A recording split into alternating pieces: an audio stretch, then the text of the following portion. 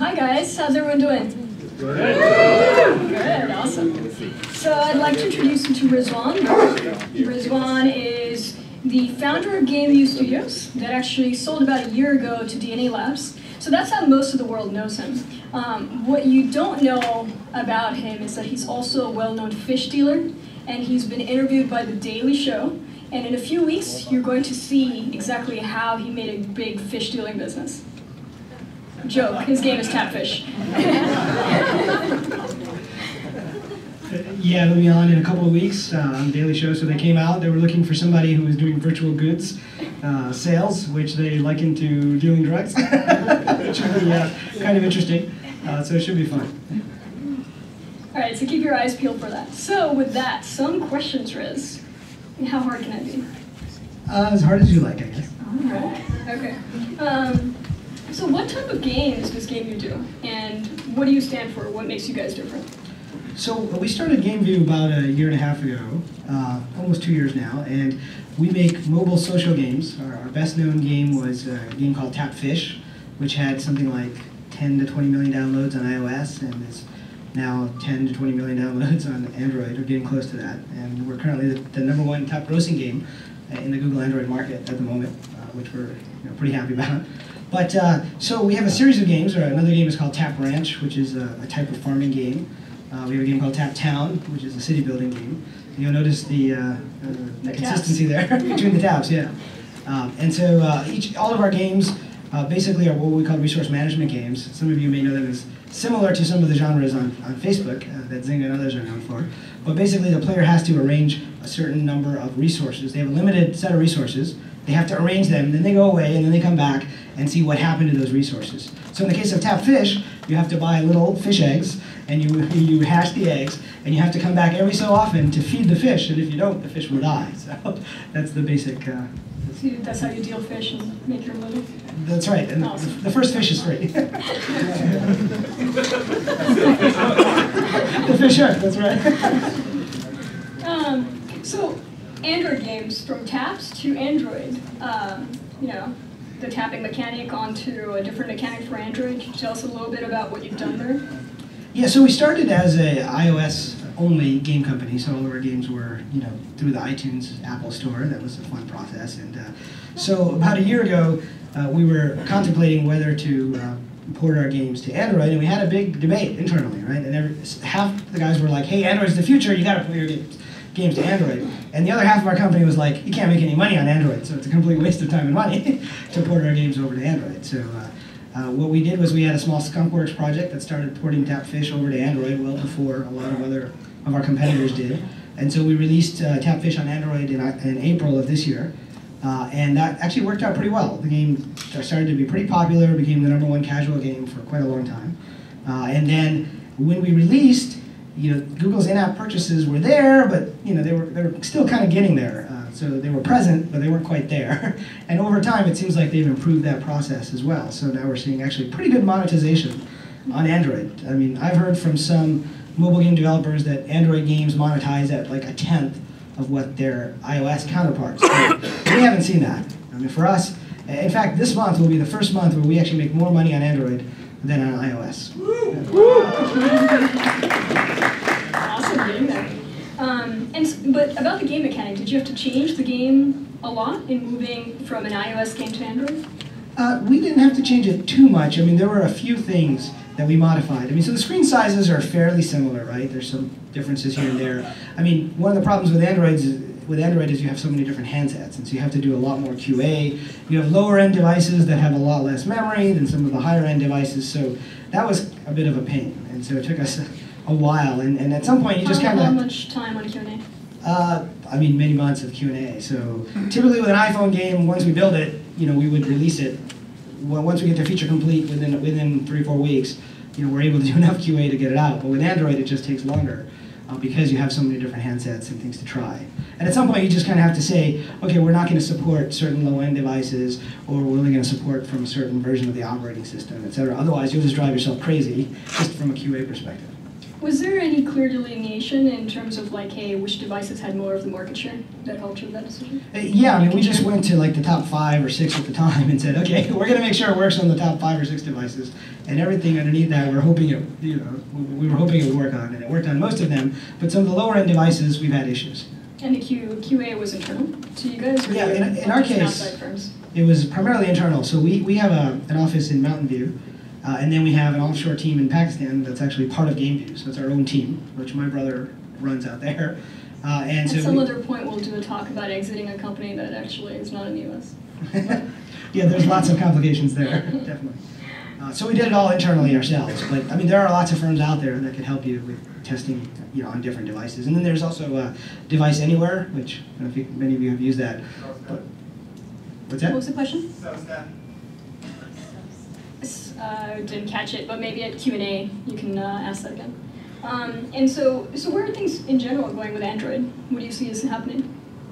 Well, so, I mean, we're all aware of the number of handsets, right, for Android that are being activated, something like 550,000 per day, right? And so, I'll answer from the perspective of a game developer, right? So, we see Android as pretty significant, in moving forward. We're still splitting our time between iOS and Android. But if you were to start a company from scratch, I think it's no longer clear. 6 months ago, or even a year ago, it would have been pretty clear that if you were starting a game company, you'd probably want to start on iOS first because that's where the monetizing users were. If you wanted your game to make money, but today I think it's a toss-up. You could start on either, and we'll talk, I guess, a bit about some of the cross-platform development environments. But which brings me to my next question. If we were to start a new Android game from scratch today, would you use a cross-platform engine? And what do you think about cross-platform engines in general? Well, again, going back to when we were doing our first Android game, we ended up writing it natively, just like we wrote our first iOS game using Objective-C, and we used Java on the Android side. And so over the last 6 months, we've started working with a cross-platform development environment, so DNA, the company that acquired us, right, also acquired a company called NGMoko, which is right down, there we go, and it's right down the road here.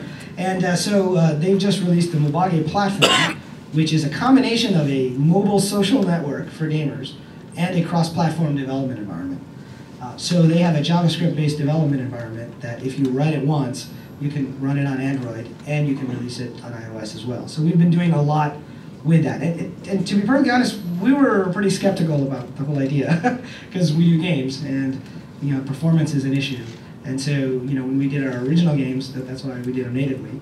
But the platform has come along. So we have a game called Tap Town that we built on top of this platform, written in JavaScript, on top of NG Core Mobile. And it's out in the Android market. And we're now about to release the iOS version of that game built on top of the same platform. So it's the same code base. So I think in a couple of weeks or within a month, they'll do a formal launch of the iOS side. So DNA has done a launch of Mobage and its cross-platform development environment on Android already. And you'll see there's a number of games out there now like Zombie Farm, Pocket Frogs, Our Games, and a bunch of other games that are on the Mobage platform that are being released in the Android market. I know this might be different for you, but if any of these guys were to go and build on Mobage, there's a rev share, right? Yeah, so DNA and NGMoko, there's a rev share. So Mobage, a lot of people in the US probably aren't familiar with Mobage. In Japan, it's a fairly big, well-known brand. It's kind of like Coke or Pepsi, right? They'll do like commercials on TV, so people will know it as a consumer brand. And so what's starting to happen here is as DNA will start to spend quite a bit on marketing, you'll start to see more and more mentions of Mobage. You may even see at some point some TV commercials like they have in Japan. And so there'll be a pretty large user base on Mobage. And what's happening with both iOS and Android is there's so many apps in the App Store, how do you get your app noticed above sort of the fray? And so what Mobage provides is kind of a protected environment where there's only so many apps within that environment, so if you can get one of those apps, you'll get a chunk of the large user base that DNA Mobage is investing in. And cross-promoting to your games. Yeah, and then cross-promoting to the games as well, absolutely. So, marketing spend, did you spend anything at all outside of Mobage to get some installs into these games, the ones on Android? Yeah, so again, we started without Mobage, so we started just native Android games. And our first game on Android, like I said, was Tap Fish. We actually did not spend a lot of money. So we were kind of surprised. It was like an experiment for us. We said, hey, let's try this on Android. And we started to get some installs, and we were pretty low in the ranking. And we started to get some more installs, and we started to see the ratings were really good. And the next thing you know, we were in the top 50 in casual, and then we were in the top 50 total. So it's actually kind of interesting that we didn't spend a lot of money to get to where we were with our first game. Now, our second game on Android was Tap Ranch, and for that, we had to spend a lot of money. So this shows you that... a lot of money. Well, actually, it wasn't that much money, because we had such a large user base on Tap Fish that we were able to cross-promote over. But it was interesting, for our first game, we didn't have a large user base. We had 0 on Android, yet it grew pretty much organically. And then for the second game, we had to cross-promote over to it, and we're spending money, but not as much as we do on the iOS side. It's not clear yet exactly what the ranking algorithm is in the Android market. We've heard lots of theories that, in the iOS side, it's primarily based on velocity of downloads over some time period. So if you want to be the number, the top 25 downloaded apps, you have to have something like 60,000 downloads across a couple of days, or some numbers close to that. In the Android market, it's not really clear what percentage of the algorithm is based on the number of downloads, and what percentage is based on things like ratings. We've heard theories that uninstall matters, like your uninstall rate. So things like incented installs may or may not work as well on Android. So can you talk about the spend at all for your second game? And what channels you spend? Yeah, so we use companies like Tapjoy and Flurry, both as a publisher to make money from incented installs. How many of you guys are familiar with Tapjoy or incented installs? Okay, quite a few, but not that many. So basically the idea is you give the user something for free in exchange for them taking an action. So normally in our game, we have a virtual currency called Fishbucks, and you can buy, for 99 cents, you can buy 25 Fishbucks. For $1.99, you can buy 55 Fishbucks, etc. Or you can install other apps through networks like Tapjoy. And the advertiser, the guy who makes those other apps, will pay Tapjoy, who will pay us, and the user will get his Fishbucks for free. I don't know if that made sense. But Got it, everyone? Yes, I think folks are pretty familiar with that. Yeah. And so a combination of we end up spending on that. We've tried some banner ads. What was the ad payout for you, the conversion from banner ads to actual installs? It hasn't been that great. So we haven't found banner ads to be a great mechanism. It turns out to be fairly expensive. But what's happening is that in general, the cost per install is rising. So even though banner ads were kind of expensive a couple months ago, now they're looking normal in terms of where it works out to. So it's changing a bit. So one question, is Mobage an engine only or some kind of a social glue in your mind? Okay, it's actually both. So Mobage in Japan started as a social network where every player had an avatar on their mobile phones, and they were chatting with other avatars. Right? And then later they added social games on top of that platform so that you could play with your friends, play against your friends, etc. So on the smartphone space, it's the same concept. So you have a Mobage ID, and you have your Mobage friends whom you can play with. You can share items within the games. You can visit their tanks, for example, in Tap Fish, or other games. And so it's like a mobile social network of people playing games. And it's a cross-platform development environment. So it's kind of both of those things wrapped into one. Awesome. So anything else that you want to add about Android development that you think we did not touch, which is important for people just starting off or refining it?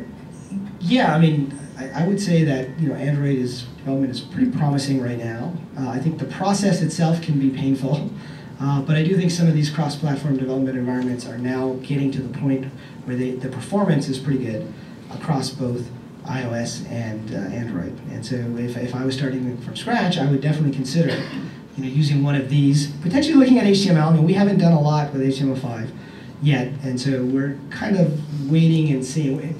We're a bit skeptical in general when something new comes out, so we like to kind of wait to see how things go. We were that way with Android, right? Although we did jump in relatively early.